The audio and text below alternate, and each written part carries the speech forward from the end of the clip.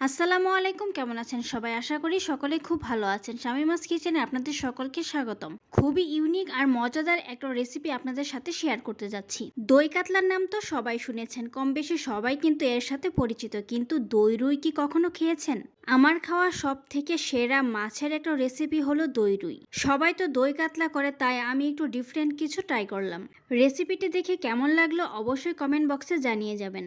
যদি সম্পূর্ণ রেসিপিটি আপনাদের ভালো লেগে থাকে তাহলে অবশ্যই লাইক কমেন্ট শেয়ার দিয়ে যাবেন। এই দই রুইটা ভাত কিংবা পোলাও দুইটার সাথেই কিন্তু একদমই জমে যায়। একরকম মাছের আইটেম না করে একটু ডিফারেন্টভাবে ট্রাই করলে কিন্তু সবাই পছন্দ করবে। দই রুইটা রান্না করার জন্য প্রথমে একটা স্পেশাল মশলা তৈরি করে নেব। সেজন্য এখানে দিয়ে দিচ্ছি 1/2 চা চামচ মৌরি, 1.5 চা চামচ দিয়ে দিচ্ছি পোস্তদানা। এখন একটু পানি দিয়ে গুলিয়ে নিচ্ছি আর একটা মিহি পেস্ট করে নেব। চাইলে কিন্তু এখন এখানে কাজু বাদামটাও অ্যাড করে দিতে পারেন বা বাদামটা পরেও কিন্তু ব্লেন্ড করে নিতে পারেন। যদি আসল টেস্ট পেতে চান তাহলে কিন্তু কাজু বাদামটা অবশ্যই লাগবে। এখানে আমি 4 পিস রুই মাছ ভালোভাবে ধুয়ে পরিষ্কার করে নিয়েছি। এখন মাছগুলোকে মেরিনেট করে নিব। দিয়ে দিচ্ছি 1/4 চা চামচ লবণ আর দিয়ে দিচ্ছি 1/4 চা চামচ হলুদের গুঁড়া। হলুদের গুঁড়া কিন্তু চাইলে আপনারা স্কিপও করতে পারেন। দিয়ে ভালোভাবে মাখিয়ে নিচ্ছে। এখন মাখানো হয়ে গেলে মাছগুলোকে হালকা একটু ফ্রাই করে নিব।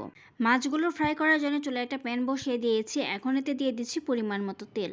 বেশি তেল দেওয়ার একদমই প্রয়োজন নেই, অল্প তেল দিয়ে কিন্তু মাছগুলো ফ্রাই করে নেওয়া যাবে। তেলটা গরম হয়ে আসার পর মেরিনেট করা সবগুলো মাছই একে একে আমি দিয়ে দিচ্ছি। মাছগুলো দেওয়া শেষ হয়ে গেছে, এখন শুধু উল্টিয়ে পাল্টিয়ে মাছগুলোকে হালকা ফ্রাই করে নিব।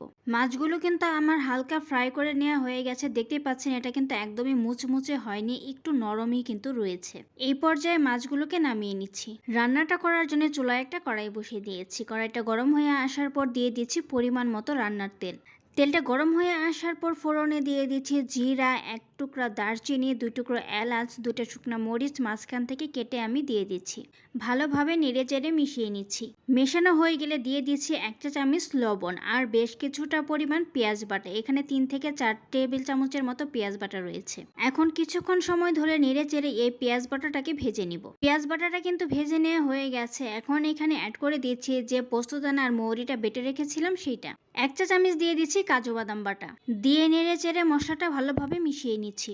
নেড়ে চেড়ে মেশানো হয়ে গেলে এখন দিয়ে দিচ্ছি 1 চা চামচ আদা বাটা, 1 চা চামচ রসুন বাটা, 1/2 চা চামচ দিয়ে দিচ্ছি কাঁচা মরিচ বাটা আর দিয়ে দিচ্ছি 1/2 চা চামচ শুকনো মরিচের গুঁড়া। শুকনো মরিচের গুঁড়াটা ইউজ করলে কালারটাও কিন্তু অনেক সুন্দর আসে। আবারও ভালোভাবে নেড়ে চেড়ে মশলাগুলোকে মিশিয়ে নিচ্ছি। মেশানো হয়ে গেলে এখন এখানে দিয়ে দিচ্ছি 1 চা চামচ জিরার গুঁড়া। দিয়ে ভালোভাবে মশলাটাকে নেড়ে চেড়ে মিশিয়ে নিচ্ছি। সামান্য একটু পানি অ্যাড করে দিচ্ছি মশলাটা ভালোভাবে কষানোর জন্য। পানিটা দিয়ে ভালোভাবে নেড়েচেড়ে মশলাটাকে কষিয়ে নিচ্ছি। মশলা থেকে যখন তেলটা ছেড়ে দিয়েছে তখন এখানে অ্যাড করে দিচ্ছি এই রান্নার যে মেন উপকরণ সেটা হলো টক দই।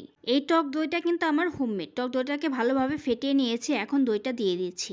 দইয়ের বাটিটা ধুয়ে এখানে পানি অ্যাড করে দিচ্ছি। এখন ভালোভাবে নেড়েচেড়ে এই মশলাটাকে দইয়ের সাথে কষিয়ে নিতে হবে। নাড়তে নাড়তে একটা সময় দেখতে পারবেন মশলা থেকে খুব সুন্দরভাবে তেলটা ছেড়ে দিয়েছে আর সুন্দর একটা ফ্লেভারও বের হয়েছে। তখনই বুঝতে পারবেন মশলাটা সুন্দরভাবে কষানো হয়ে গেছে। এখন এখানে ঝোলের জন্য পরিমাণ মতো পানিটা আমি অ্যাড করে দিচ্ছি। পানি দিয়ে নেড়েচেড়ে মিশিয়ে নিচ্ছি আর যে মাছগুলো ভেজে উঠিয়ে রেখেছিলাম সেই মাছগুলো একে একে দিয়ে দিচ্ছি। দিয়ে আলতোভাবে একটু নেড়ে নিচ্ছি।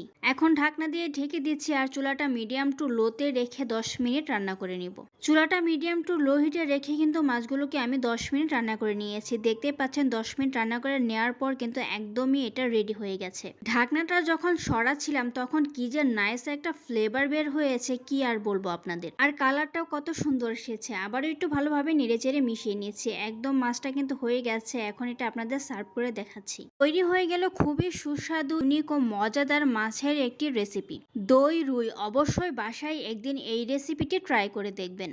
একবার যদি এই রেসিপিটি খেয়ে দেখেন তাহলে আমি 100% গ্যারান্টি দিয়ে বলছি সব রেসিপি বাদ দিয়ে শুধু মাছের এই রেসিপিটি আপনি খেতে চাইবেন।